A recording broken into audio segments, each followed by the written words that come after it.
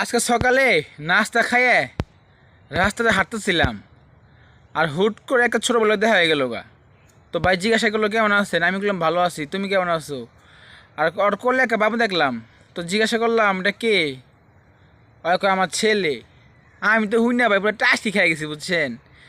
আমি জিজ্ঞাসা করলাম তুমি বিয়া করলা কবে, আমার তোমার ছেলে বানি হইলো কবে? কয় ভাই বিয়া করছে 2 বছর হয়েছে।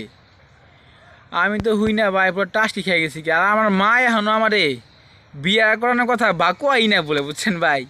আমার মাঝে বিয়া করে বা আমার এই কথা কই না। আর ছোটো ছোটো ভাই বিয়া করে বাচ্চা লয়ে ঘুরে কোলে করে কোন, এই হচ্ছে অবস্থা। মানে দুঃখে কষ্টে এখন বই আসি ভাই এক জঙ্গলের মাঝখানে। কী করবো ভাই, কী করবো কোন, কী করবো ভাই, আর কিছু করার আছে এখানে কিচ্ছু না। খালি কথাটা হুই না হেরে আয় বললাম। আর এই একটা এই ওরও একই অবস্থা। মানে বুক ফাড়ে দাও মুখ ফাড়ে না ভাই, এই আছে অবস্থা বুঝছেন। আর মা বিয়া করে গেছেন আমারে, কী করবো কোন তো।